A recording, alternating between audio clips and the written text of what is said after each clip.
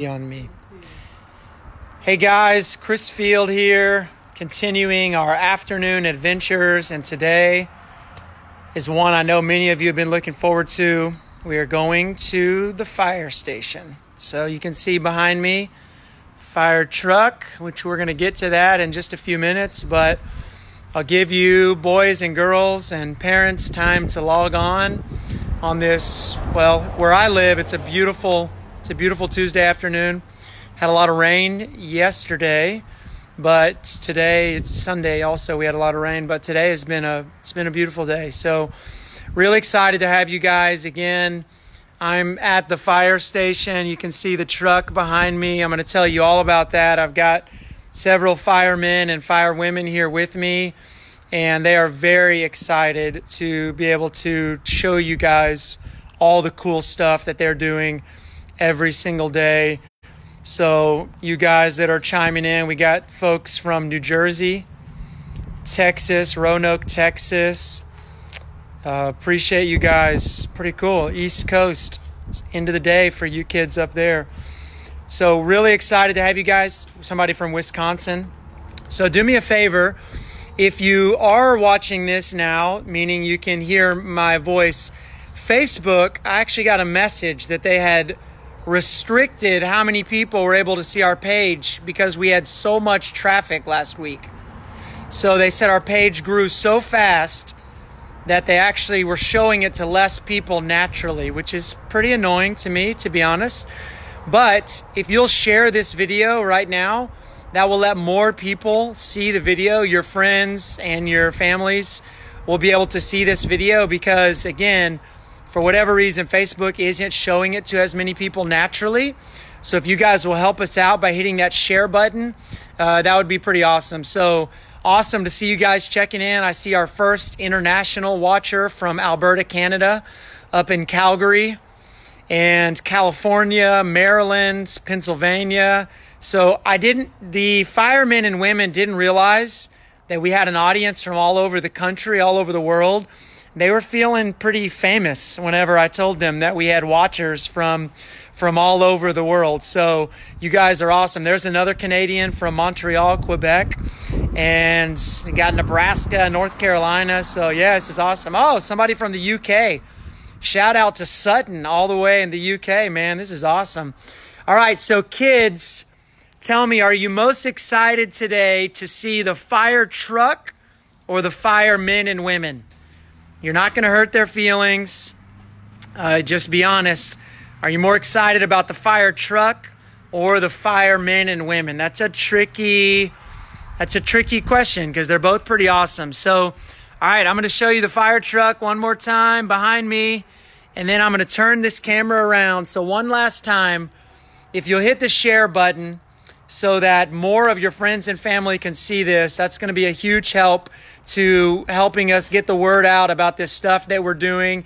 And one more big shout out to my friends at Oh My Word. If you haven't followed them yet on Facebook, they're sponsoring this entire week. Oh My Word 2020 on Facebook. Look them up, follow them. We have lots of kids on, so I have to say it in a kid-friendly way, but they've put together an online course for parents about how to have the talk with your kids.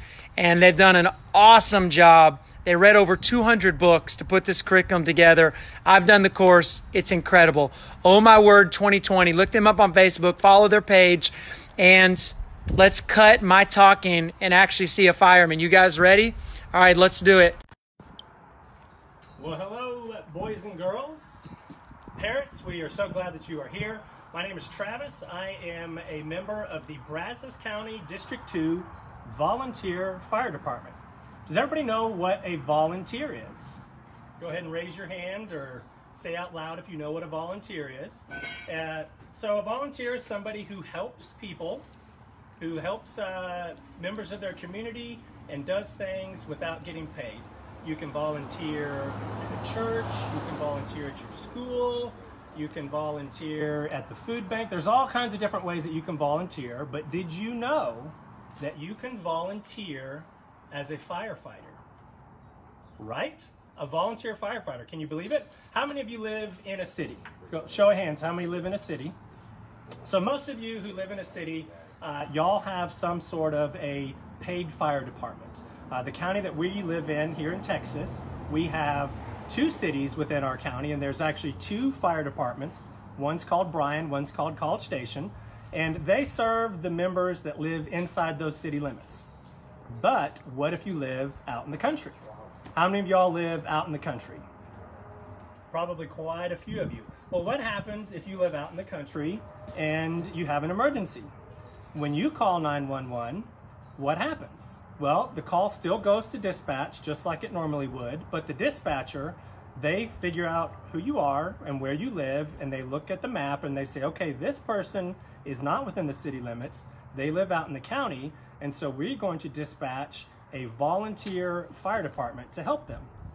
Our county, if you think of our county shaped like a pie, there's 4 sections of the pie. In the middle we have the 2 cities, and then out in the county there's 4 different sections. Our section is section number 2. It's called District 2, which is why we are the District 2 Fire Department. And so when we are dispatched and people live in our area, members of our fire department, we go and we help them. Sometimes it's a fire. Most of the time it's not a fire though. Sometimes people get into car accidents. Sometimes they need medical assistance. And sometimes it's something as simple as someone who is a little bit older and maybe they fall down and they need help getting up. Sometimes we'll just go and we will just fall over and they can't get up by themselves. But what we do as volunteers, we respond to the call. So we all have radios like this, and we would identify ourselves as a unit, and we would either say that we're heading to the station, or we might head directly to the incident depending on what it is. And then all of the volunteers, they go to the incident, and then we take care of things just like a regular fire department would, except that we're volunteers instead of paid firefighters. So how do we do that? What tools do we have as volunteer firefighters? Would you like to see some of the apparatus? We call our fire trucks, we refer to them as apparatus, but we're gonna call them fire trucks because that's what they are. So one of the type of incidences that we might respond to is a wildland incident. You might call it a forest fire. How many of y'all have seen Plains Fire and Rescue? I bet a lot of you have seen Plains Fire and Rescue. Well, those were air fighting forest fires. And a lot of times out in the county, we have a lot of pastures, we have a lot of trees, and a lot of times the fires will happen out in the pasture and the grass will catch fire. So we have a really cool apparatus here. Let me move my jacket. This is called a booster, but you can call it a brush truck or you can call it a grass fire truck. And what this, you see how this has big old tires? I'm 6'2", and this thing comes all the way up to my shoulder. Now, if you had a regular heavy fire engine, do you think a really heavy fire engine would do well in the grass? No, probably not, because it has a lot of water on it. Water weighs 8 pounds a gallon. So if you factor in the weight of the truck, plus several hundred or several thousand gallons of water, that would make it really heavy. And it might sink and it might get stuck. So we have something like this, kind of looks like a monster truck, but the reason we do that is because it's got great ground clearance. And we can roll over logs and stumps and all kinds of things. And so this is a unit. This is called its unit number. This is called 241. My unit number is 288. And we have some more firefighters here. We'll introduce them to you here in a little bit and tell you their unit numbers. But this here is 241, and it is our wildland truck. And we're gonna go ahead and start it up here. And we're gonna turn on our master power switch here. And then we'll turn on the lights. So there's some of the lights going right there. And then, probably what everybody wants to hear, a siren. Turn that off for now because we are out here in the country, but we do have neighbors across the street, so we don't really want to have the sirens going all day long. But what we're going to do, we're going to go around to the back. Let me show you a few things. Why would we have chainsaws on a fire truck? Right, because sometimes trees fall down and they're in the way, kind of like those rescue vehicles on Plains Fire and Rescue. You know, some of them, they were cutting through the logs and moving them out of the way. Sometimes we have to do that. How many of y'all remember the tornado that happened up in Franklin? Some of you that are in Canada might not remember that, but we went up to Franklin, which is in another county from here, but they needed our help. And we went with all of our brush trucks, and we had chainsaws, and one of the things, there weren't fires to put out there. One of the things that we did is we got these chainsaws out, and we cut trees down that had fallen across the road, and we helped them open the roads back up. So that's why we have chainsaws. Over here are just some of the protective. If you have loud, you're running loud tools, you want to make sure that you have your ear protection. These are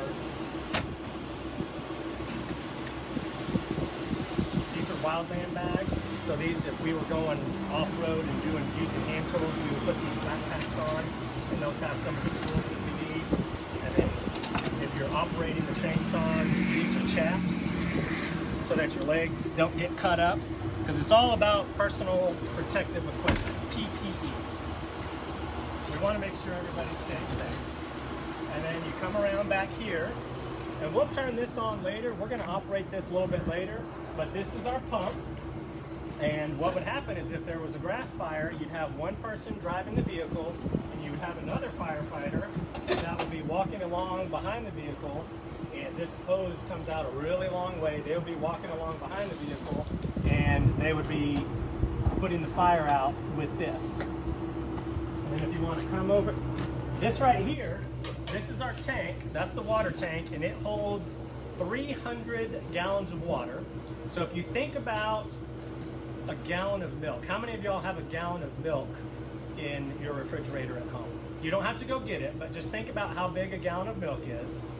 Well, there's 300 of those on this truck right here. And we use that water to put out the fires. Over here on this side, we have some of the different tools that a firefighter might need. This is one that I think you will probably all recognize.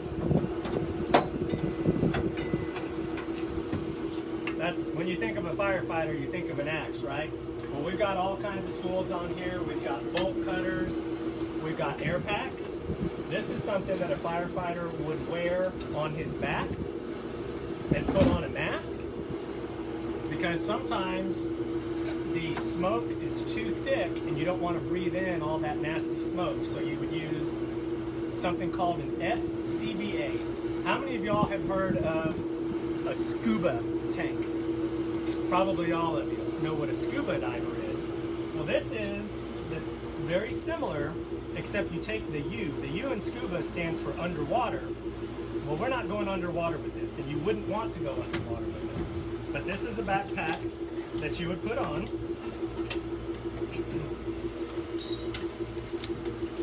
You would put this backpack on, and I'm not going to put on the mask right now because we don't, it's kind of hot out here for starters. So you would put this backpack on and cinch it up, and then this airpiece would fit on over the mask.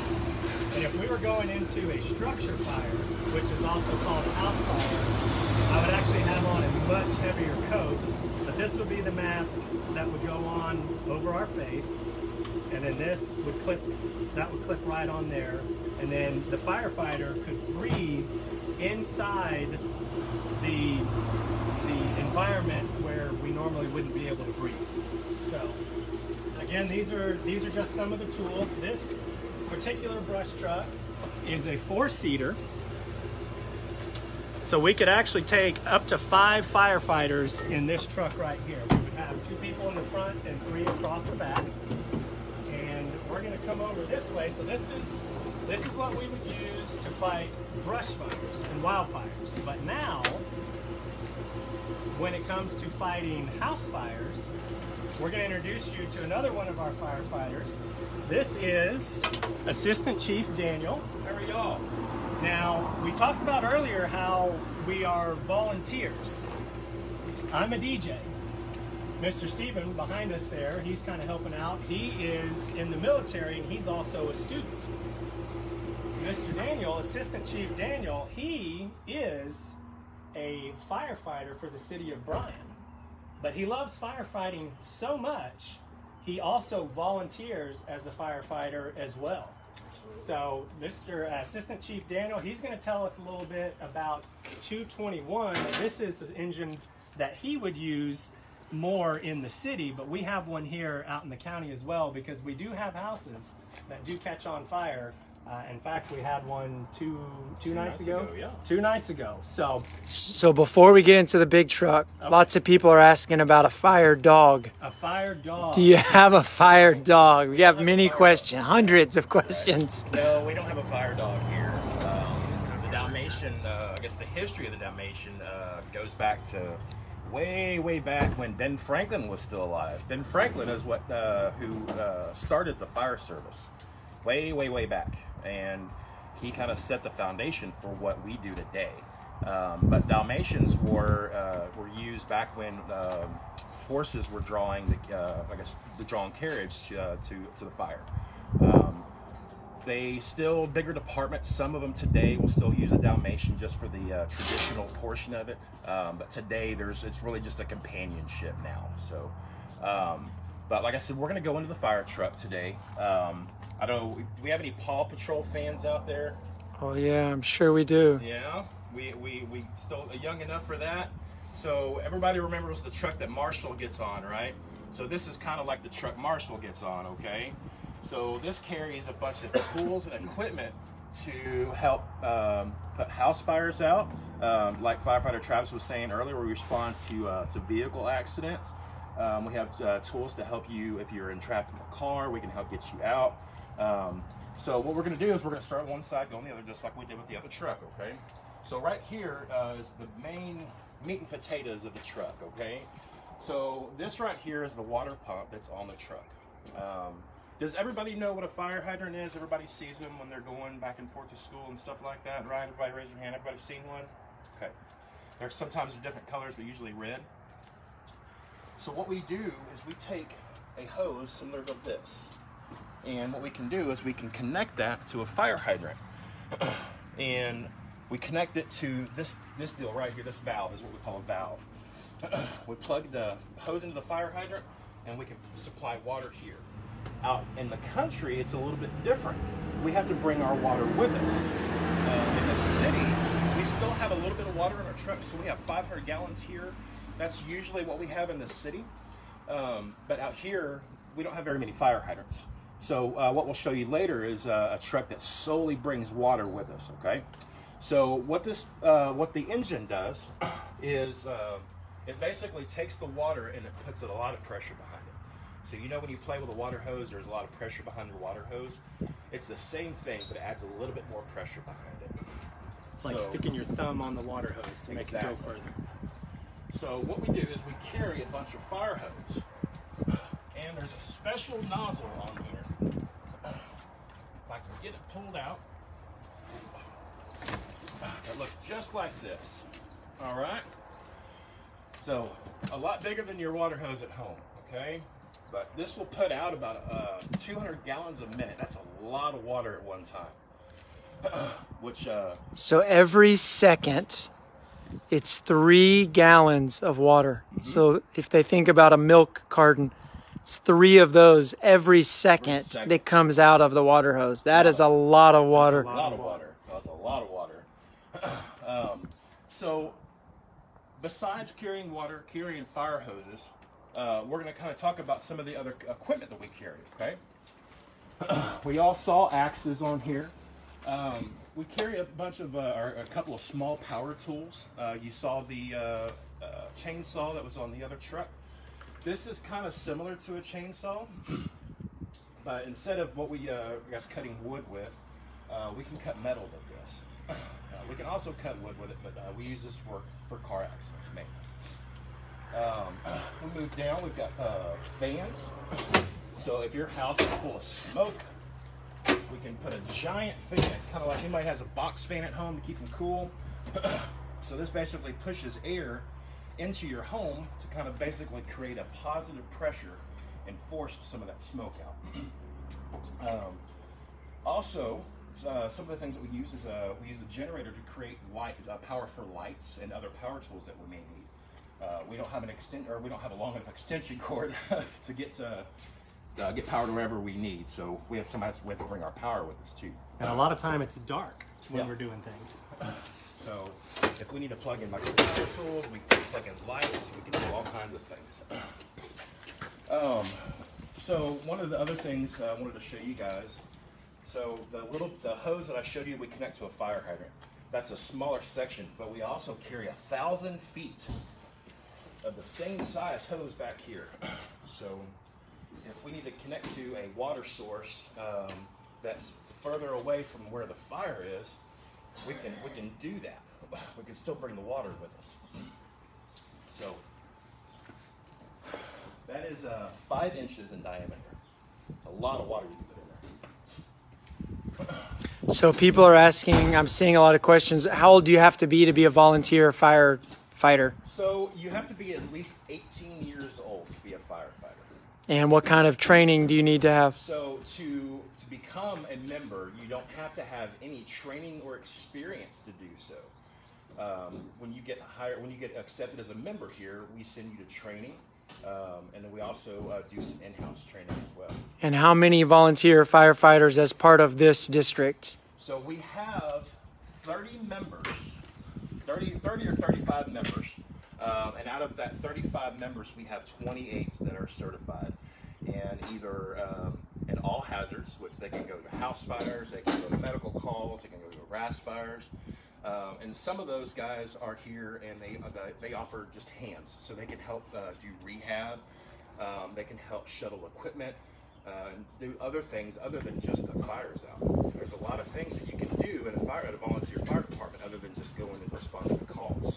So a lot of times, if there is a fire and somebody comes out with an SCBA, even if you're not going into the fire, they come out, you can, if you're there and you don't have any qualifications other than just being manpower and just helping out, they can lean over, they're getting a drink of water, and you can swap out the air bottle for them and help them get ready to go right back in.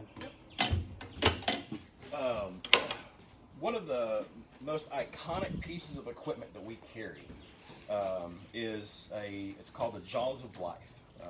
We use it for when people are involved in a vehicle accident and they can't get their door open to get out. What we're going to do today is we're going to introduce firefighter Steven.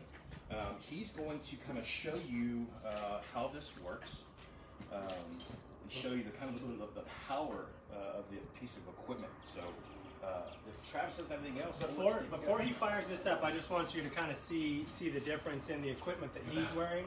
So this is wildland gear. So he is wearing a different type of helmet. And actually, I'll go while we do this. I'll go get my structure helmet and we'll compare the two so you can see the difference between what you would wear out at a grass fire and what you would wear at a house fire. But his pants, they look similar, but they're a lot thinner because these pants, he's not going into a fire. He's going near a fire, but he's not actually going into an environment that is on fire. So I'm going to let firefighter Steven get this fired up, and I'm going to go grab some of my gear, and we'll compare the two when he's done. Perfect. All right, well, so this is our primary tool for doing extrications on cars. Right now we have our spreader crusher hooked up to it, and what we're going to do is we're going to crush a piece of angle iron. So Steven, tell us first, when would this tool be used so that kids know?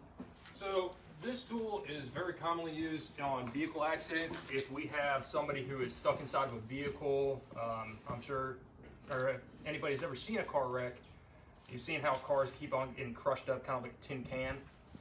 So what we'll use this for is if we need to get a door open that's stuck closed, or if we need to kind of get a little bit more space to where we can get somebody out of it, this is what we'll use for it. Or we'll also have the iconic Jaws of Life right here, which we can use to cut open a car, kind of like open up a can of beans with a can opener.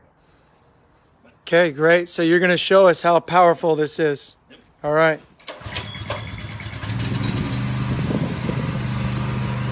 Easy, people.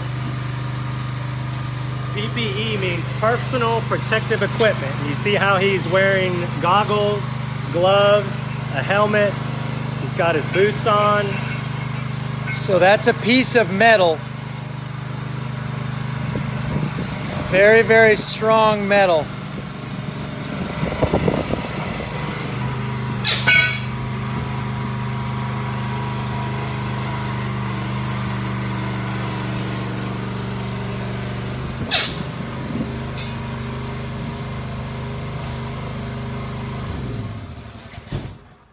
Alright, just so everybody can see, this is where it started off at, which is about 1.5 inches by 1.5 inches at a 90-degree angle. This is where I crushed it.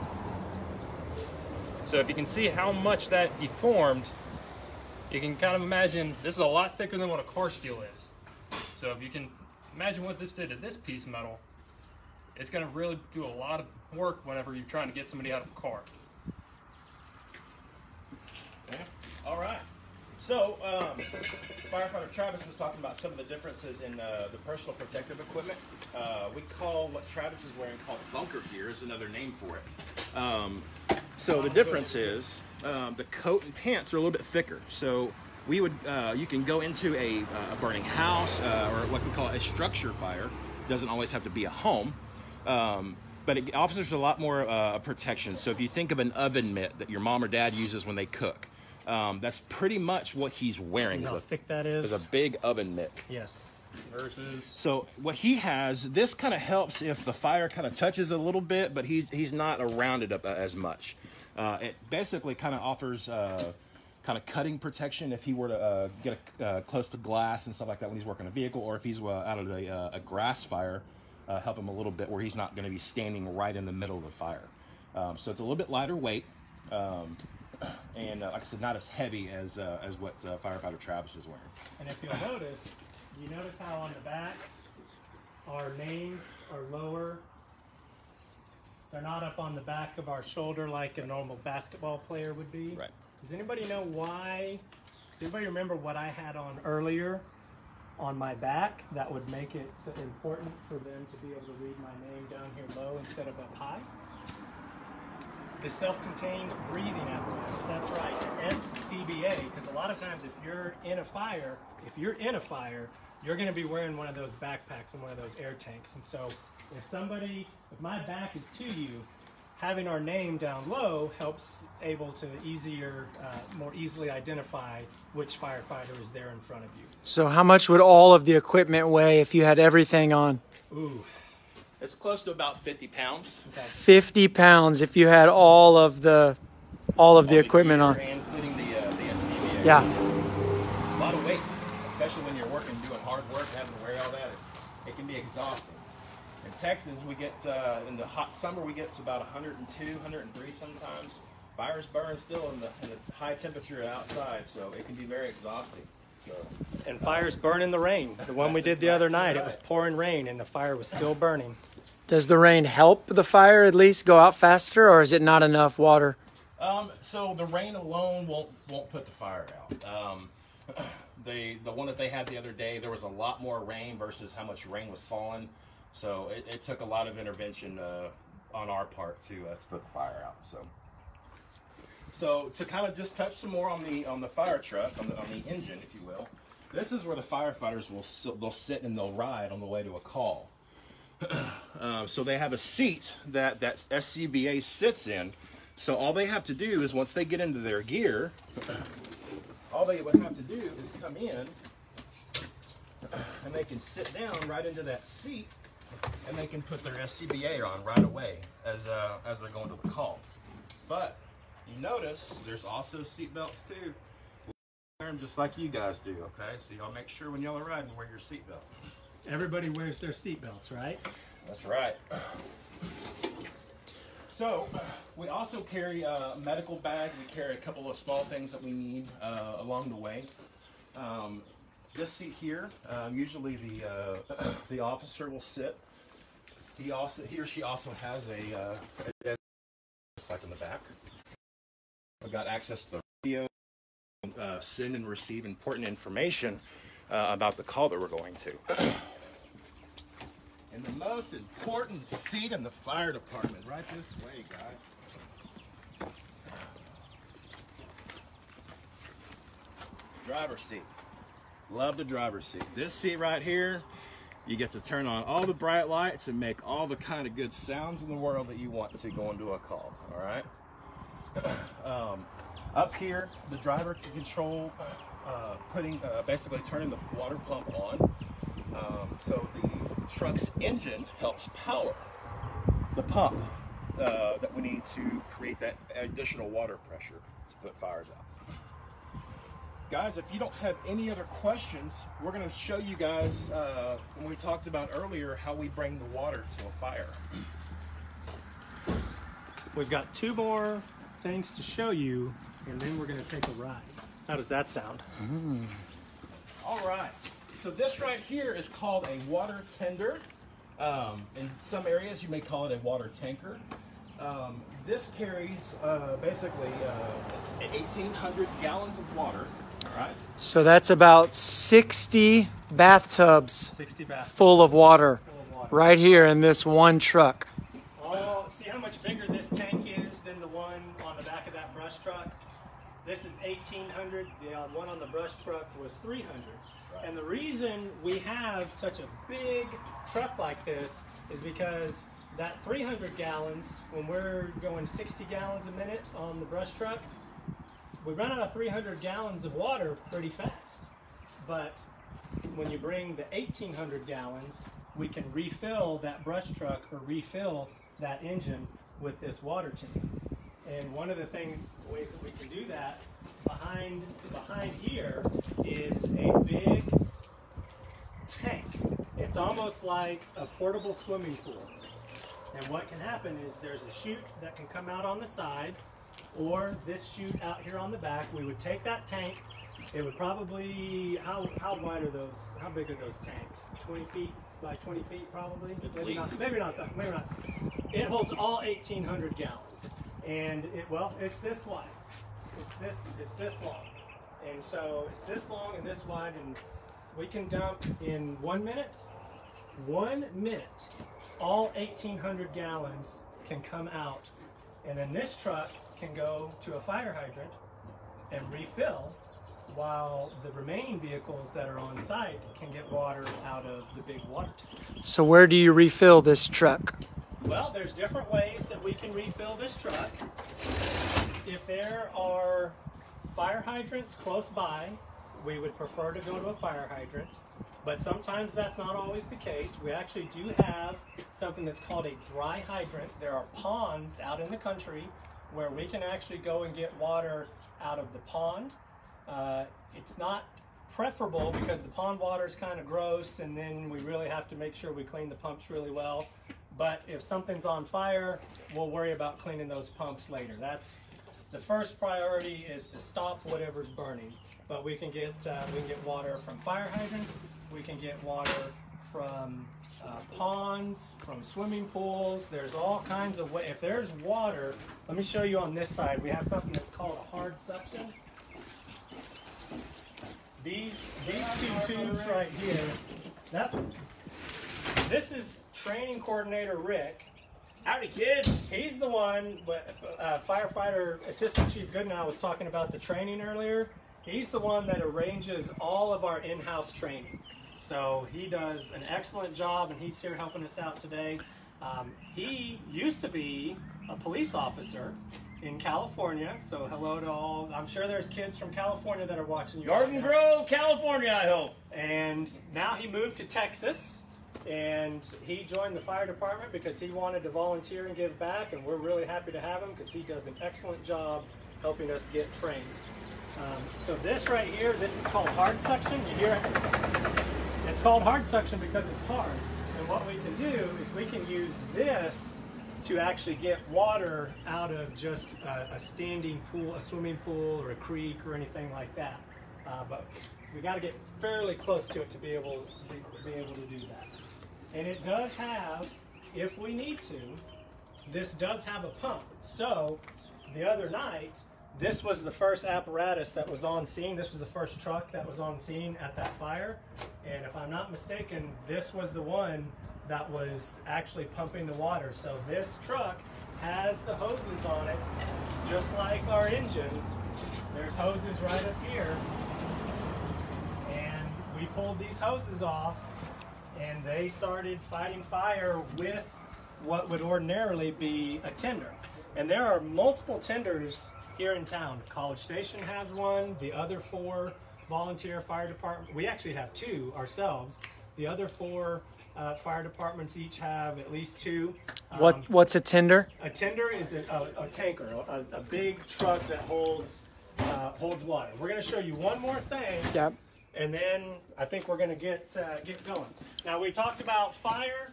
This is just going to be a quick rescue. We're going to show you one final piece of equipment. And it looks nothing like what we have, but this is a high water rescue vehicle. So some of y'all might live in areas where the roads flood.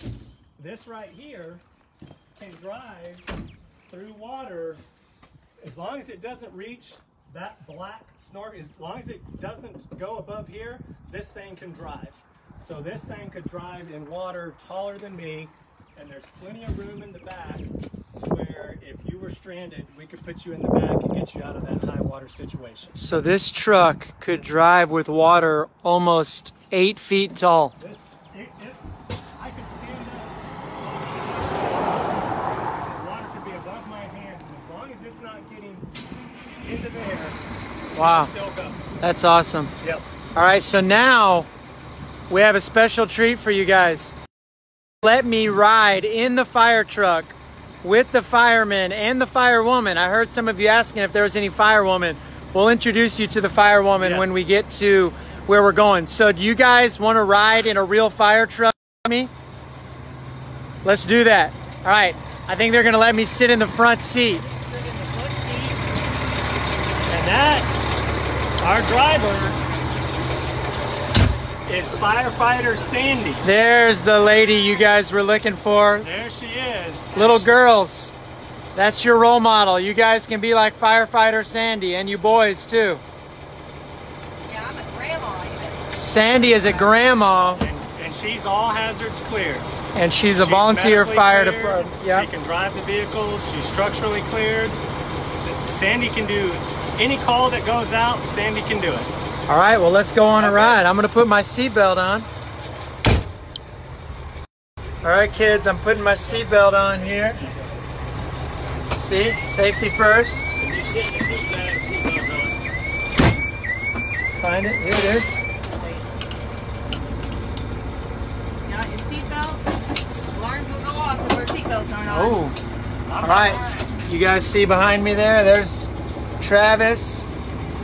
Anybody else? Nope, just Travis. All right, I'm gonna turn it around.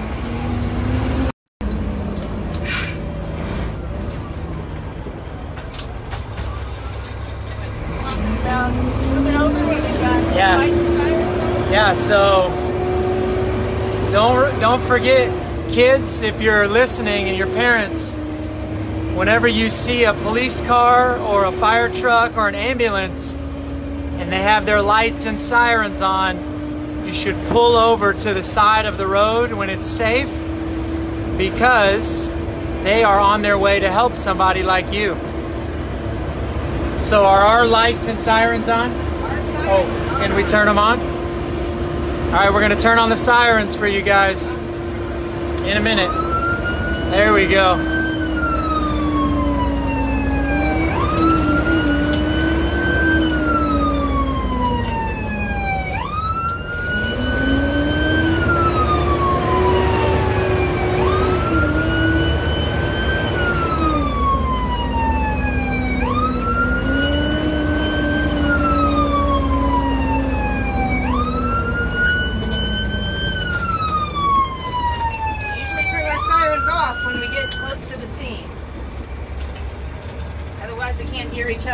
True. All right, so we're gonna get out and they're actually gonna show us how to shoot the fire hose. We're gonna operate the hose. This is awesome. First time I've ever ridden in a fire truck. That was pretty epic. Now we're gonna shoot the fire hose. So get ready, kids. See how firefighter Steven, he's putting on his personal protective equipment.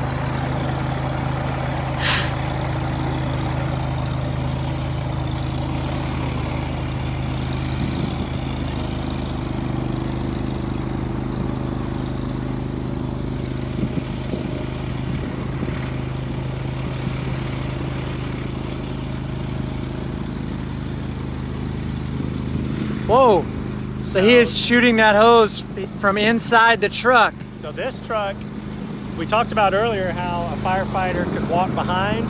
This truck actually has a nozzle on the front. He's got a joystick, kind of like a video game, and he can use that joystick to put water on the flames without ever getting out of the vehicle. So he is making this right here shoot just by using that joystick inside the truck. So if you're really good at video games, that is a skill that could translate into being a wildland firefighter. That is awesome. All right, you guys, boys and girls, moms and dads, let's give a big thank you to these firefighters. Firefighter Sandy is back there. She's kind of staying out of the fray, but we wanted to show her to you guys. You guys say thank you to these guys and girls. They are awesome. We got to go on a ride in a real fire truck, which I've never done before, which is incredible. And like Travis said, Firefighter Rollins, every one of them is a volunteer, and they're doing this just because they love to help people. And during this time of coronavirus and everybody staying at home, it's easy to remember all of the things that we know we're kind of nervous about. But I want you, boys and girls, to remember that you can always look around, like Mr. Rogers said, and find the helpers. And today, we saw some of these helpers. So the next time you see a fireman or a firewoman and we're not social distancing, be sure and go up and give them a high five. Give them a hug, tell them thank you. They're still working. Even while we're home right now, they still have to work. Because if you need them, you know you want them to come to your house. So maybe you can send them a letter to tell them thank you. Maybe you can draw them a picture. If you guys want to draw a picture today of a fireman or a firewoman of a fire truck, post it in the comments, and these guys are gonna go on and look at all the pictures that you drew and to hear about everything you learned today. So you guys are super awesome. Thank you so much for tuning in. These firemen are gonna tell you goodbye one more time. And don't forget to join us tomorrow.